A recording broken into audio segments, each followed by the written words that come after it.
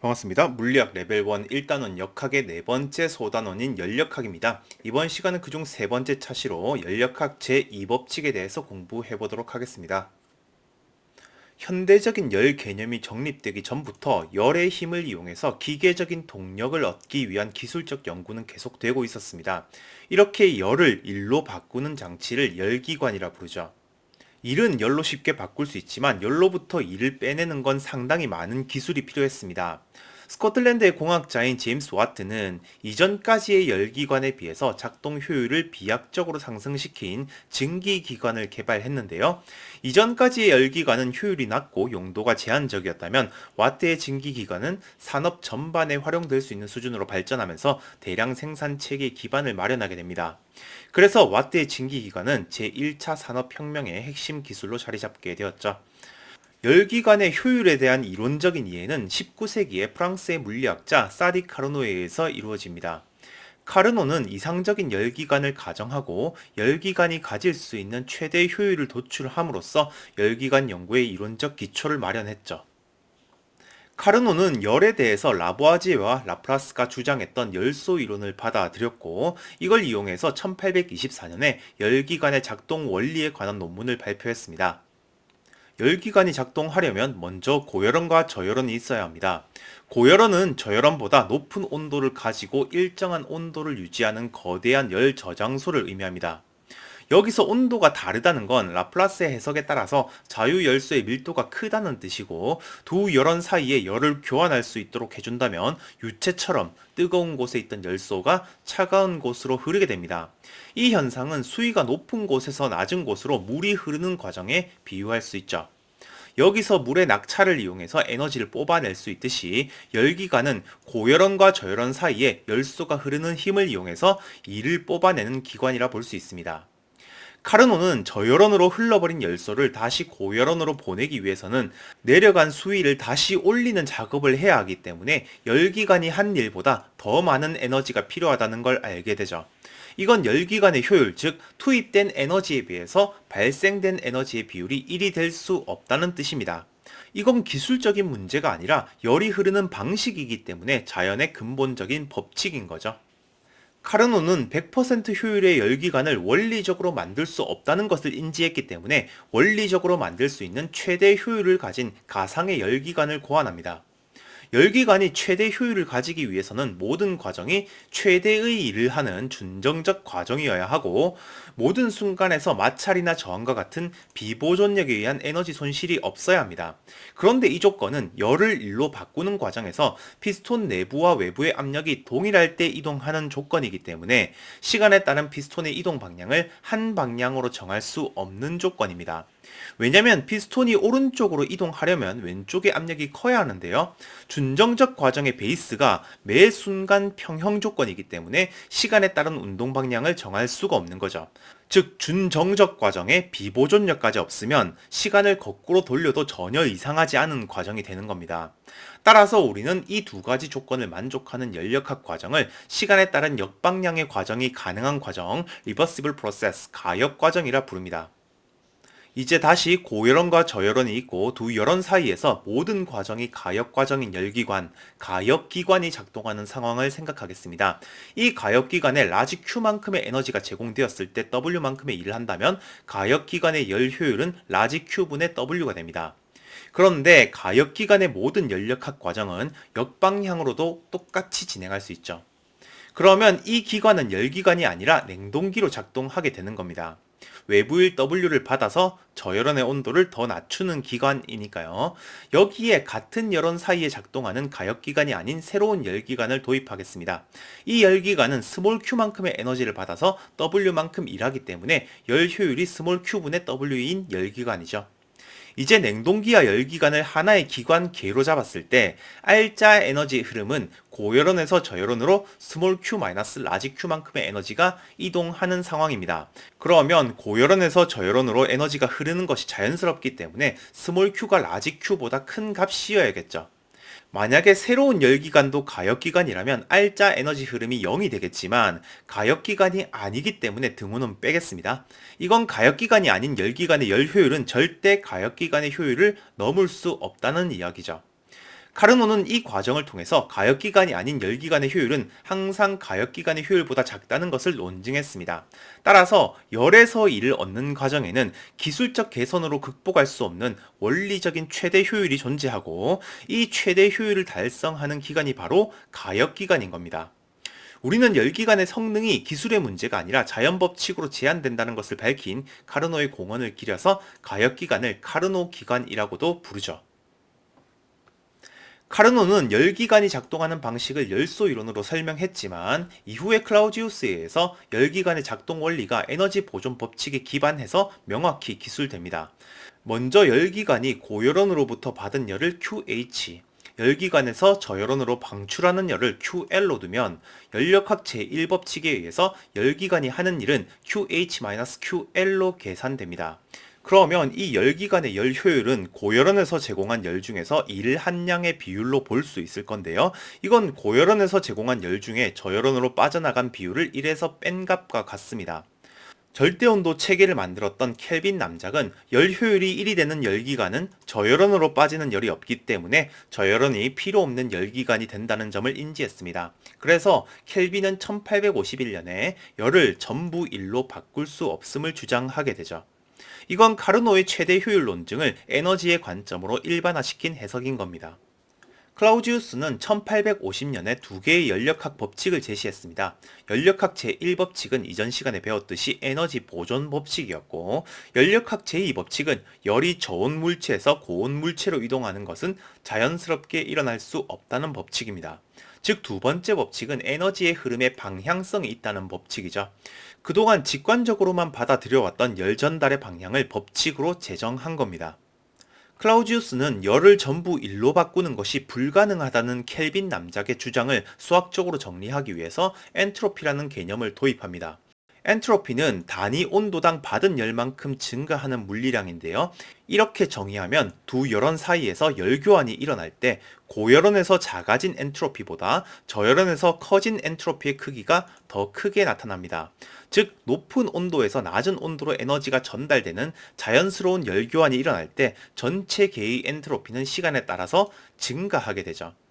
만약에 낮은 온도에서 높은 온도로 열 전달이 일어나게 되면 고열원에서 커진 엔트로피보다 저열원에서 작아진 엔트로피의 크기가 더 크기 때문에 전체 계의 엔트로피는 줄어들게 되죠. 그런데 열이 이렇게 이동하는 과정은 자연스럽지 못한 과정입니다. 따라서 우리가 자연스럽다고 생각하는 고열원에서 저열원으로 열이 이동하는 과정은 전체 계의 엔트로피가 커지는 과정이죠. 따라서 연력학 제2법칙은 시간에 따라서 전체 계의 엔트로피가 감소하지 않는다는 법칙이기도 합니다. 즉, 지금처럼 고열원에서 저열원으로 열 전달이 일어나게 되면 전체 엔트로피가 증가하기 때문에 시간에 따른 역방향 과정이 불가능한 과정이 됩니다. 우리는 이것을 역방향으로 일어날 수 없는 과정, irreversible process, 비가역 과정이라 부르죠. 그러면 만약에 두 열원의 온도가 같다면 한쪽 방향으로 열이 이동하더라도 전체 엔트로피 변화는 0이 됩니다. 이런 과정은 시간에 따른 역방향의 과정이 가능한 과정, 가역 과정이 되겠죠. 가역 과정에서 열 전달은 온도가 같은 상태에서의 열 전달이기 때문에 실제 상황에서는 일어날 수 없는 열 전달입니다. 마치 압력이 같을 때 일교환을 하는 것이 가역 과정의 전제인 것처럼 온도가 같을 때 열교환을 하는 것이 가역 과정의 전제가 됩니다. 사실 이 과정들은 매 순간 평형 상태로 취급할 수 있는 과정, 준정적 과정의 조건이기도 하죠. 이제 다시 열기관의 작동 방식을 살펴보겠습니다.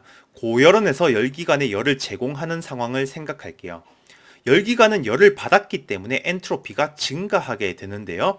열기관이 반복적으로 작동하기 위해서는 원래 상태로 돌아와야 합니다. 즉, 반드시 열을 방출해서 증가한 만큼의 엔트로피를 감소시켜야 하죠. 그러면 연력학 제1법칙에 의해서 열기관은 두 열의 차이만큼 일을 하기 때문에 절대로 모든 열을 1로 바꿀 수 없게 되는 겁니다. 즉, 열 효율이 100%가 되는 기관은 존재할 수 없게 되는 거죠. 클라우지우스는 엔트로피라는 개념을 도입해서 카르노와 켈빈의 주장을 모두 설명해냅니다. 그리고 만약에 열기관이 가역적으로 작동하려면 고열원에서 열을 받았을 때 열기관의 내부 온도는 고열원과 똑같이 맞춘 다음에 준정적 과정으로 열을 받아야 합니다. 그러면 고열원에서 열을 받는 동안 우주 전체 엔트로피는 증가하지 않겠죠. 그리고 저열원에 열을 줄 때도 가역적으로 작동하려면 열기관 내부의 온도를 저열원과 똑같이 맞춘 다음에 준정적으로 열을 줘야 합니다. 이때 열기관은 원래 상태로, 즉 엔트로피 변화가 0이어야 하기 때문에 열기관이 가역적으로 작동하게 되면 열교환비가 온도비랑 같게 되죠. 이건 가역기관의 열 효율을 고열원과 저열원의 온도로 표현할 수 있다는 뜻입니다. 만약에 이 열기관이 비가역 과정을 만든다면 모든 과정에서 추가적인 엔트로피가 생성되기 때문에 열을 얻을 때도 가역일 때에 비해서 얻게 되는 엔트로피가 더 많아지고, 열을 버릴 때도 가역일 때에 비해서 엔트로피가 더 적게 줄어들기 때문에 열기관은 한번 작동할 때마다 가역기관에 비해서 추가 엔트로피를 가지고 있게 됩니다. 따라서 비가역기관에서는 엔트로피가 온도비보다 작게 나타나게 되죠. 이건 비가역 기관의 열 효율이 반드시 가역 기관의 열 효율보다 작다는 결론으로 이어집니다. 즉 카르노가 열소 이론으로 논증했던 원리적인 최대 효율 기관 역시 클라우지우스의 엔트로피 개념으로 깔끔하게 설명할 수 있습니다. 클라우지우스는 1865년에 열의 역학적 이론이라는 논문에 1850년에 개념적으로만 제시했던 두 개의 열역학 법칙을 정식화했습니다. 특히 엔트로피라는 개념을 처음 제시했던 논문이죠. 열역학 제1법칙은 개의 내부 에너지가 받은 열만큼 증가하고 외부의 한 일만큼 감소한다는 에너지 보존 법칙이었고, 열역학 제2법칙은 온도당 받은 열만큼 개의 엔트로피가 증가하고 우주 전체의 엔트로피는 시간에 따라서 감소하지 않는다는 법칙입니다. 사실 받은 열만큼 엔트로피가 증가한다는 이 식은 가역 과정일 때 엔트로피 최소 변화만을 기술한 식이고, 비가역 과정을 포함시킨다면 받은 열보다 더 많은 엔트로피가 증가할 수 있게 됩니다. 비가역 과정에 대해서는 레벨 2에서부터 조금씩 다루게 될 겁니다. 열역학을 배우면 연구기관에 대해서 생각해봐야 합니다. 연구기관은 말 그대로 영원히 운동하는 기관이죠. 어떤 기관이 W만큼의 일을 하는 상황을 생각하겠습니다. 기관이 한 일 중에서 일부의 에너지를 다시 기관에 공급하고 나머지 부분을 동력으로 사용할 수 있습니다. 만약에 이 기관에 추가적인 에너지 제공 없이 계속 이런 에너지 사이클이 유지된다면 영원한 동력을 얻을 수 있을 겁니다. 문제는 열역학 제1법칙에 의해서 빠진 만큼의 에너지를 다시 채워주지 않으면 더 이상 작동하지 않는다는 겁니다. 이렇게 열역학 제1법칙을 위배하는 연구기관을 제1종 연구기관이라 부르죠. 당연히 만들 수 없습니다. 물론 만들었다고 주장하는 사람은 꽤 있습니다. 우리나라에도 있고요. 문제는 실물을 갖고 오라면 절대 못 들고 오죠. 또 W만큼 일하는 기관이 있다고 생각해 보겠습니다. 이번에는 에너지 보존 법칙을 만족하도록 정확히 일하는 전부를 다시 에너지 공급에 사용하도록 해보겠습니다. 마치 발전기와 모터를 연결한 상황과 같은 거죠. 이번에는 연력학 제1법칙을 위배하진 않습니다. 그치만 에너지가 이렇게 흐를 이유가 없어지는 거죠. 즉 일하면서 필연적으로 발생하는 열을 다시 전부 일로 전환시킬 수 없기 때문에 반드시 시스템 외부로 빠져나가는 에너지가 존재하게 됩니다. 따라서 이렇게 작동하는 기관은 연력학 제2법칙을 위배하는 기관인 거고, 우리는 이것을 제2종 연구기관이라 부릅니다. 이것도 당연히 만들 수 없는 기관이죠. 열역학 제2법칙을 위배하는 연구기관은 전체 엔트로피가 감소하는 상황을 만든 건데요. 좀 더 직접적인 예시는 물을 얼음으로 만들면서 열 Q를 뽑아내는 기관입니다. 이 상황은 에너지를 공짜로 만들어내는 게 아니기 때문에 열역학 제1법칙에 위배되진 않습니다. 그치만 차가운 물을 더 차갑게 만들면서 뜨거운 곳으로 열을 이동시키는 상황이기 때문에 시스템 전체의 엔트로피가 감소하는 상황, 즉 열역학 제2법칙을 위배하는 상황인 거죠. 이런 현상이 자연스럽게 일어나게 하려면 외부에서 Q보다 더 큰 에너지가 공급되는 상황이어야 합니다. 그래야 개의 엔트로피가 감소하지 않을 수 있겠죠. 먼저 열기관의 작동 물질이 이상기체인 경우로 연습해 보겠습니다. 열기관은 고열원으로부터 열을 받아서 외부에 일부 일을 하고 저열원에 남은 열을 버려서 원래 상태로 돌아가는 기관입니다. 이 열기관을 작동시키는 이상기체 상태를 압력 부피 그래프로 그렸을 때 고열원으로부터 열을 받는 동안 등적 과정과 등압 과정을 차례로 거치고 저열원으로 열을 버리는 동안 다시 등적 과정과 등압 과정을 거쳐서 원래 상태로 되돌아온다고 해보겠습니다. 물론 실제 열기관은 이것보다 훨씬 복잡하게 작동하지만 여기서는 연습을 위해서 단순하게 가정했습니다. 그리고 모든 과정은 준정적으로 일어났다고 할 건데요. 여기서 열의 이동에 대해서는 준정적 과정이라 볼 수 없습니다. 이건 이상기체의 온도를 열원의 온도와 맞춘 상태로 열기관하는 게 아니기 때문이죠. 그래서 이 열기관은 가역 과정을 거치는 가역기관은 아닌 겁니다. 이상기체가 거치는 압력과 부피는 이 정도로 둬보겠습니다. 그러면 각 꼭지점 상태에서 이상기체의 내부 에너지를 계산할 수 있고 4개의 과정 동안 내부 에너지 변화량을 계산할 수 있습니다. 여기서 기체가 외부에 일하는 과정은 부피가 변화하는 위쪽 2번과 아래쪽 4번 과정인데요. 한 사이클 동안 기체가 외부에 하게 되는 R자일은 사각형의 넓이가 됩니다. 이제 내부 에너지 변화량과 외부의 한 일을 합해서 각 과정에서 기체가 받아야 할 열도 계산할 수 있습니다. 즉 이상기체가 고열원으로부터 받은 열은 1번 과정과 2번 과정에서 받은 열에 합이 되고 기체가 저열원으로 방출한 열은 3번 과정과 4번 과정에서 방출한 열에 합이 되죠. 이건 기체가 외부의 한 R자일과 함께 열역학 제1법칙을 만족한다는 걸 알 수 있습니다. 따라서 이 압력 부피 그래프를 따르는 이상기체로 작동하는 열기관의 열 효율은 23분의 4라는 것도 계산할 수 있죠.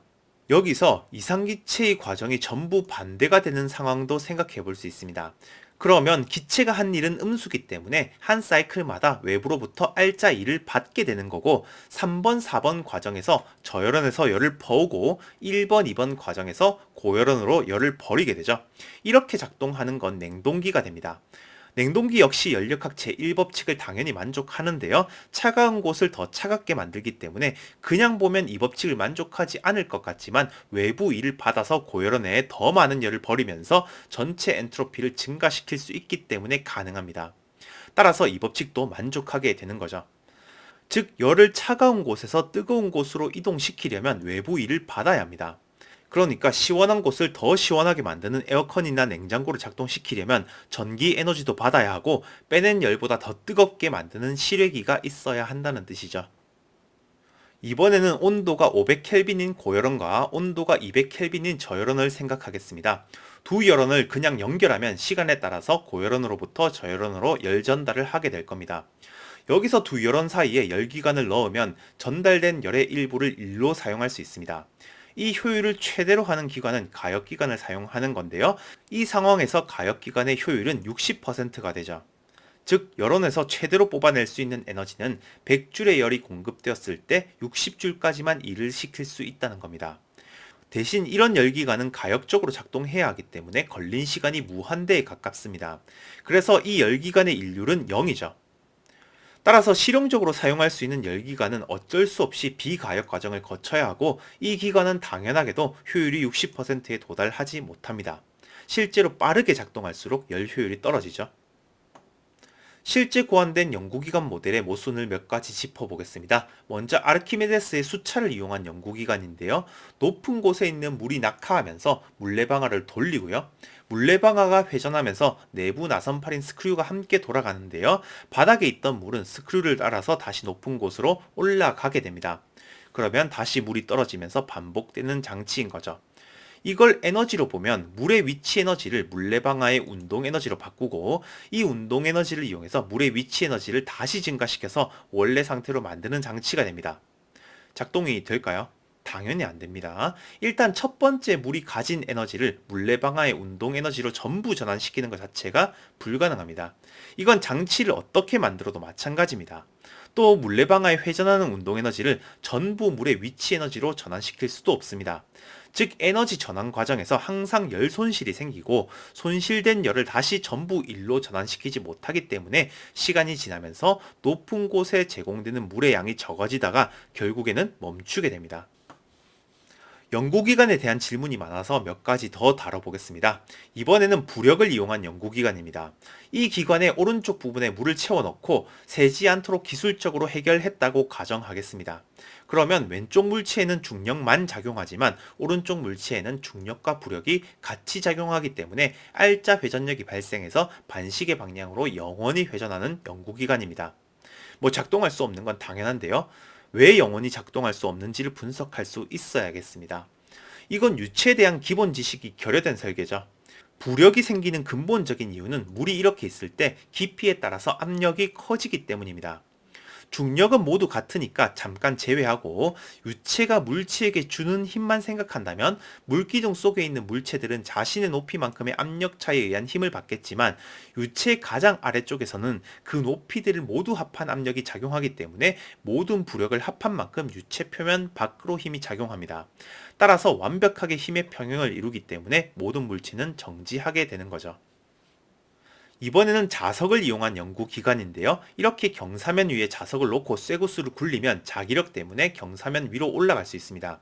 그런데 이동 경로 중간에 구멍을 뚫어 놓으면 중력 때문에 쇠구슬이 밑으로 쏙 빠져서 다시 원래 위치로 되돌아갑니다. 그리고는 이 상황이 계속 반복된다는 주장의 연구기관이죠. 역시 이 운동이 지속만 된다면야 중간에 발전기를 달아서 영원한 에너지를 얻겠지만 빗면에서는 멀리서도 중력을 이길 정도로 강하게 작용하던 자기력이 자석 가까이에서는 오히려 중력 때문에 떨어진다는 생각은 이건 힘의 작용 방식에 대한 최소한의 이해도 없는 거죠. 이게 기술적인 문제 같지만 실제 공간에 펼쳐지는 중력장과 자기장 또는 중력 포텐셜과 자기 포텐셜을 기술해보면 쇠구슬은 반드시 지금 경로 중에 어느 한 지점에 정지하게 됨을 증명할 수 있습니다. 필요한 부분에만 물리법칙을 선별적으로 적용했기 때문에 발생하는 모순인 거죠. 그래서 연구기관이 기술적 문제라고 이야기하는 사람들은 종교를 현실적 법칙, 즉 과학으로 변증할 수 있다고 생각하는 사람들과 비슷한 부류인 거죠. 물리법칙을 필요한 곳에만 선별해서 적용하는 사례를 하나 더 볼게요. 연구기관에 대한 질문이 많아서 많이 다루고 싶지만 분량이 너무 길어져서 모세관 현상을 이용한 연구기관만 소개하겠습니다. 수조에다가 모세관을 끼워 넣으면 모세관 현상에 의해서 물이 수면보다 높은 관의 끝까지 도달하게 할 수 있습니다. 이 물을 흘려보내면 다시 모세관 현상이 반복되고 영원히 운동할 수 있을 것 같죠. 그런데 이것도 역시 모세관 현상을 잘 이해를 못했기 때문에 나온 발상입니다. 모세관 현상은 레벨 4 유체역학에서 다룰 거라서 여기서 자세히 계산할 수 없지만 정성적인 설명만으로 충분히 논증은 가능합니다. 일단 물이 떨어져야 하는 높이와 같은 높이라면 하나의 이어진 유체에서 같은 압력을 가진다는 건 이미 공부했습니다. 그런데 이 지점에 있는 유체가 더 높은 지점까지 올라왔다는 건 유체와 관 사이의 인력이 유체에 작용하는 중력보다 더 크다는 뜻입니다. 즉, 이 지점과 똑같은 높이에 있는 유체는 절대로 떨어질 수가 없죠. 만약에 여기에서 유체가 관으로부터 떨어져야 한다면 애초에 같은 높이에서 더 높은 곳으로 올라갈 수 없게 되는 거죠. 모세관 현상으로 물이 더 높은 곳으로 올라간다는 논리를 사용했으면 관의 끝에 왔을 때도 물이 관에서 떨어질 수 없다는 논리를 그대로 적용해야 한다는 겁니다. 결국 모든 연구기관은 자체 모순이 포함된 상상의 기관이기 때문에 귀신 이야기나 다를 바가 없습니다. 연구기관이 기술적 문제라고 생각하는 사람은 힘의 작용 방식이나 에너지 같은 물리학의 기초적인 개념조차 이해하지 못한 사람인 거죠. 그래도 매년 연구기관을 특허 신청하는 수천 명의 사람들 덕분에 오히려 연력학 법칙이 옳다는 것이 계속 증명되고 있습니다. 정리하겠습니다. 이번 시간에는 고열원에서 제공되는 열 QH 중에서 W만큼 일하는 열기관의 효율에 대해서 공부했습니다. 카르노에 의해서 열 효율의 최대치가 존재한다는 것이 논증되었고 이걸 켈빈 남작이 열을 전부 일로 전환시킬 수 없다는 개념으로 확장시켰죠. 결국 클라우지우스가 엔트로피 개념을 도입한 연력학 제2법칙을 제정해서 깔끔하게 설명했습니다. 그리고 최대 효율을 내는 열기관을 만들려면 모든 과정에서 엔트로피가 증가하지 않는 가역 과정이면 됩니다. 이 모델은 카르노가 처음 제안했기 때문에 카르노 기관이라 불렀고요. 이때 열 효율은 고열원과 저열원의 온도 비에 의해서 결정되었죠. 어떤 열기관이든지 연력학 1법칙에 의해서 새로운 에너지를 생성할 수도 없지만 연력학 2법칙에 의해서 100% 효율을 가질 수도 없습니다. 그치만 연력학 법칙들을 위배하는 기관인 연구기관을 상상해 볼 수는 있겠죠. 1법칙을 위배하면 1종 연구기관, 2법칙을 위배하면 2종 연구기관이라 불렀습니다. 물리학을 제대로 공부해보면 개념 사이의 정합성을 느낄 수 있기 때문에 연구기관은 어떤 걸 상상해도 모순이 존재할 수밖에 없다는 걸 논증할 수 있습니다. 그래서 연구기관은 사실은 수수께끼처럼 틀린 부분 찾기 게임이죠. 요즘은 합성된 영상이 너무 많아서 물리학을 제대로 공부하지 않으면 자연을 분석하는데 오류에 빠지기가 쉽습니다. 오늘은 여기까지 공부하겠습니다. 감사합니다.